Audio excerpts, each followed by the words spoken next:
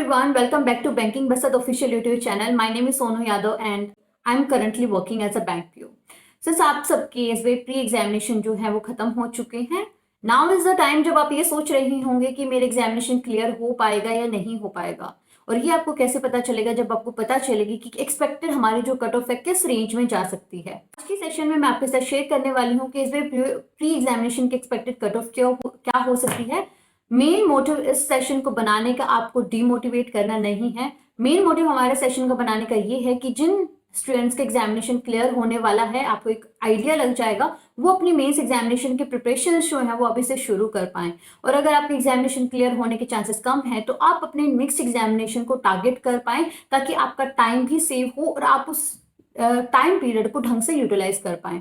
क्योंकि आपको पता है जब तक आपका प्री एग्जामिनेशन का रिजल्ट नहीं आता है, ये टाइम पीरियड ऐसा है जब आप पीछे तक का सिलेबस जो है उनको रिवाइज कर सकते हैं। करंट अफेयर्स को पढ़ने का बेस्ट टाइम पीरियड वही होता है जब आपका प्री एग्जामिनेशन का रिजल्ट नहीं आया होता है। तो इस टाइम को हमें बहुत ही अच्छे तरीके से यूज करना पड़ेगा। जैसे अगर प्रीवियस ट्रेंड्स को देखें 2018, 19 और अब की बार जो आपके एग्जामिनेशन हुआ, उन सारे ट्रेंड्स को देखें, एसबीआई का कट ऑफ अगर हम एनालाइज करें तो 2018 से अगर हम स्टार्ट करेंगे, 2018 में आपका जो एग्जामिनेशन आया था वो थोड़ा डिफिकल्ट था, इसलिए आपका जो जनरल का कट ऑफ गया था वो 56 गया था।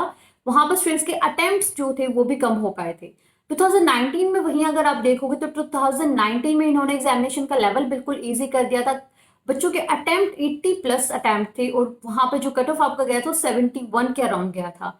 अगर इस साल को कंपेयर करें तो इस साल ना हमारा एग्जामिनेशन इजी रहा है, ना हमारा एग्जामिनेशन डिफिकल्ट रहा है। मेनली हमारे एग्जामिनेशन जो है, मोस्ट ऑफ द शिफ्ट जो यहाँ पर रही हैं वो मॉडरेट लेवल की रही हैं। इससे हमें ये पता चलता है कि हमारा कट ऑफ ना बहुत ज्यादा चला जाएगा ना बहुत कम जाएगा। तो रेंज मार्क्स की बात करूँ तो that will be around 58 to 59। इसमें प्लस माइनस 2 और 3 हो सकता है। तो आपका कट ऑफ जो है वो 57 से लेकर 63 के बीच में जाएगा। अब यहाँ से आपको क्या करना है, आपको अपने अटेम्प्ट्स देखने हैं। अगर आपके अटेम्प्ट्स जो है 50 से कम है तो स्टूडेंट्स डोंट माइंड, बट इस टाइम पर आपके लिए चांस जो है क्लियर एग्जामिनेशन को कर पाना वो बहुत मुश्किल है। अगर आपका रेंज 51 से 55 के बीच में, आपने अटेम्प्ट इतना किया है और आप श्योर हो कि आपने जितने क्वेश्चंस किए वो ठीक हैं, तो फिर आपके लिए चांसेस हो जाते हैं। अगर आपको नॉर्मलाइजेशन मिल गई, नॉर्मलाइजेशन में अगर आपके मार्क्स इंक्रीज हो जाते हैं तो आपके लिए चांस है। जो स्टूडेंट्स 56 प्लस अटेम्प्ट करके आए हैं, इस टाइम पर उन्हें अपने मेंस की तैयारी शुरू कर देनी चाहिए, क्योंकि आपके लिए बहुत अच्छा चांस एग्जामिनेशन को क्लियर करने का।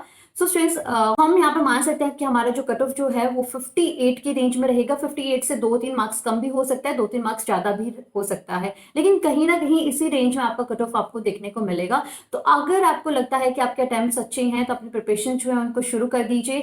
ये जो टाइम है आपका प्री से पहले का, उस टाइम को यूज करें करंट अफेयर्स को पढ़ने के लिए। पीछे के 6 महीने का करंट अफेयर आपको डेफिनेटली एग्जामिनेशन में पढ़ कर जाना है, तो पीछे का रिवीजन अभी से शुरू कर दीजिए करंट अफेयर्स के लिए। जिनको लगता है कि उनके एग्जामिनेशन क्लियर कर पाने के चांसेस कम है, स्टूडेंट्स देखो, हमें यहाँ पर गुस्सा नहीं होना है कि मेरे एग्जामिनेशन कैसे नहीं क्लियर हो सकता, या फिर इसको दिल पे नहीं ले लेना है कि मैम ने ऐसे कैसे बोल दिया। हमें एक प्रैक्टिकल यहाँ पर थिंकिंग रखनी है, प्रैक्टिकल हमें अपनी सोच रखनी है कि हाँ, हमारे लिए जो चांसेस जहाँ पर हैं वही एग्जामिनेशन को अगर हम टारगेट करेंगे तो वहां पर हमारे क्लियर एग्जामिनेशन को कर पाने के चांसेस ज्यादा हैं। तो अगर आप आईबीपीएस पीओ दे चुके हैं तो आप आईबीपीएस पीओ को टारगेट करिए, उसके मेंस को टारगेट करिए जब भी आपका रिजल्ट आता है। लेकिन इस टाइम को ढंग से यूटिलाइज करके आप मेंस एग्जामिनेशन की प्रिपरेशंस करिए, क्योंकि आपको पता है मेंस का लेवल भी अच्छा खासा आपको देखने को मिलेगा। तो आपके पास जो अभी ये टाइम है उसको अच्छे से यूटिलाइज करके आप एग्जामिनेशन को क्लियर कर सकते हैं।